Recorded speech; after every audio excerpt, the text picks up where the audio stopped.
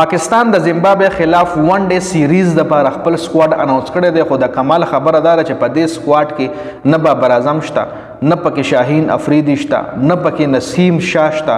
د پاکستان اهم کلاړیان د زیمبابوے خلاف په دې ون ډے سیریز کې نشته. د پاکستان یو نوې ټیم به تاسو له په دې زیمبابوے خلاف سیریز کې ملاویږي. رضوان پکې شته دی، سایم ایوب پکې شته دی، مکمل سکواډ د سره شریکوم چې پاکستان کم سکواډ اناونس کړی دی د زیمبابوے خلاف د ون ډے سیریز د لپاره. T20 سیریز هم شته او په دې ویډیو کې تاسو سره زه د زیمبابوے خلاف د ون ډے سیریز د لپاره د پاکستان سکواډ شریکوم. جی ون ډے تاسو د سکرین باندې ښکاري چې دا ټول کلاړیان دي. عامر جمال له په دې سکواډ کې، عامر جمال نه علاوه عبد الله شفیق پکې هم شته، ابرار احمد پکې هم شته، احمد دانیال نوې کلاړي دي، ښه بیټسمین دی، فیصل اکرم دی، حارث رؤف پکې هم جوړ کلاړي شته. حسیب الله خان له په دې سیریز کې کنسسټنټلی موقع ورکول پکار دی. حسیب الله یو ښه پلیر دی، یو ښه ډاډه پلیر دی، ښه زبردست گیم کوي. د استرالیا خلاف په استرالیا کنډیشن کې زبردست گیم کولو، خشته شاټونه واخل. حسیب الله نه پس وګورئ کامران غلام دی، کامران غلام له هم په دې سیریز کې ښه زبردست موقع ورکول پکار دی او کامران غلام لم پکار چې په دې سیریز کې ښه پرفارمنس وکړي. محمد حسنین دی، محمد رضوان وکټ کیپر او کپتان هم دی، محمد عرفان خان، سایم ایوب، سلمان علی آغا، شاهنواز دانی ان طیب طاهر. ښه زبردست سکواډ دی.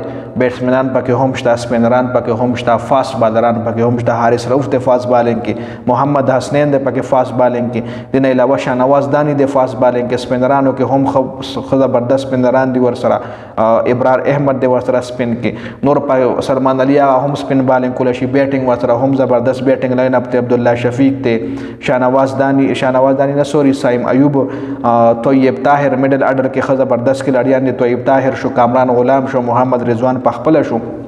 او بل طرف ته کومه د زیمبابوے ټیم وګورو نو زیمبابوے ټیم هغه پخوانی زیمبابوے ټیم نه دی. زیمبابوے ټیم هم اوس ښه گیم کوي، ښه کلاړیان دي ورسره. پاکستان سره ښه زبردست گیم کولی شي، پاکستان سره ښه تھرلینګ میچ کولی شي، پاکستان له ټف ټایم ورکولی شي.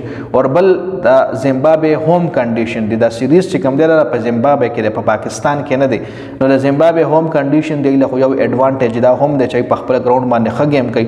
او پاکستان چې کوم کلاړیان دي کې نوي کلاړیان هم شته دي، 11 کلاړیان بده پلینګ تاسو له سکواډ کاری پلینګ 11 دی نه به تیاریږي. نو دینه 11 کلاړیانو کې عامر جمال هم د پاکستان فاست بالر دی، لکه ښه کلاړیان ښه زبردست ټیم ته د پاکستان هم جوړیږي. او بل طرف ته زیمبابوے ټیم کې دا غي چې کوم سپیشلی کپتان دی سکندر رضا، ښه ټیک ټاک فارم کې دی، ښه زبردست فارم چلی. دینه علاوه دا غي ټیم اوس هغه ټیم نه د مخ کې چې څنګه ښه کلاړیان دی سره هم نو تھرلینګ میچز به موږ له کتلو له ملاویږي.